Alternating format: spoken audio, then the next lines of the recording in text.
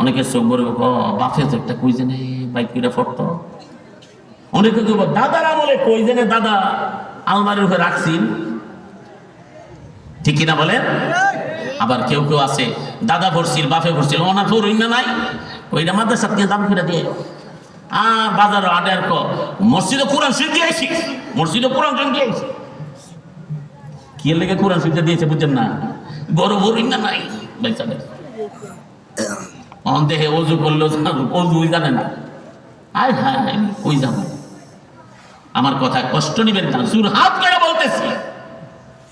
আজকে মুসলমান আমরা চাইয়া রয়েছি ইউরোপ আমেরিকার দিকে, আমরা চাইয়া রয়েছি বেদিনের দিকে, অথচ কোরআন আমাদেরকে ডাকতেছে যে আসো আমি আল্লাহর পক্ষ থেকে 30 পারা কোরআন নাজিল হয়েছি তোমাদের দুনিয়া এবং আখিরাতের সফলতা দান করার জন্য, ঠিক কিনা? अग़यार से हिदायत करते ही तलब हम क़ुरआन कहते हैं कि मैं नूर नबी हो। আমরা ইউরোপ আমেরিকা ব্রিটেনের দিকে তাকিয়ে আছি, আমাদেরকে সুখ শান্তির মডেল দিয়ে দাও, আর 30 পারা কোরআন আমাদেরকে ডাকতেছে। আসরে মুসলমান, আজ থেকে 1500 বছর পূর্বে, আজ থেকে প্রায় 1500 বছর পূর্বে তোমাদের নবীর কাছে আল্লাহ 30 পারা কোরআন দিয়েছিল তোমাদেরকে রাস্তা দেখানোর জন্য, সুখ শান্তি দেওয়ার জন্য। আসো তোমরা আমি কোরআনের দিকে আসো, দুনিয়াতেও শান্তি মিলবে, আখিরাতেও তোমাদের মুক্তি মিলবে। এই কোরআন ধরতে আমরা রাজি আছি?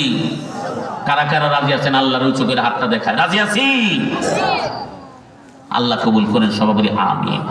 আমি 2টা বিষয় বললাম, আল্লাহকে স্মরণ করার 1 নম্বর উপায় কয়ক্ত নামাজ। সবাই ইমানদার আওয়াজে বলেন কয়ক্ত নামাজ। শুনেন, আপনারা যদি নামাজ না পড়েন আমার কোনো লস হইব? আপনার কবরে কি আমার জানা লাগবে? হ্যাঁ, একটা লস আছে।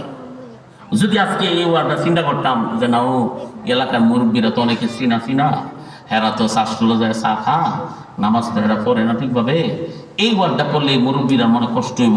আমি তো এলাকার যাইলে আমার হাদিয়া দে মুসাফা করে 100 টাকা নোট 200 টাকা নোট, এই বেটা কষ্ট পাইলে আমার এটা বন্ধ হয়ে যাবো। আমার বুঝেন না কথাটা?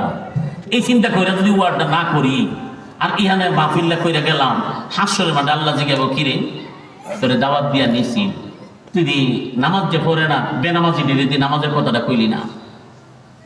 বুঝেন নাই কথাটা? আল্লাহর কাছে আমি কি জবাব দেব? এই জন্য বলতে হয়েছে। এই শাস্ত্রুল ছাড়তে রাজি আছি না আমরা? এই বুঝা কইেন, আমার দাদাজি বরজুর রহমতুল্লাহ আলাই, জানে আপনারা এত মহব্বত করতেন, দাদাজি বলতেন শাস্ত্রুল হইল পাইকারি গুনাহ করার আড্ডাখানা। বুঝেন নাই কথা? পাইকারি গুনাহ করবার আড্ডাখানা। কেউ যদি জাহান্নামে যাইতে চায়, বলে আমি গুনাহ করতাম না, নিয়ত করছে, কিন্তু শাস্ত্র গেছে সারব। কারণ যত কথাবার্তা হয়, এর দোষ এর গুণ, এটা হেরসা এটা মিশা, যা আছে যত দেন দরবার আছে সব শাস্ত্র চলে, ঠিক কিনা?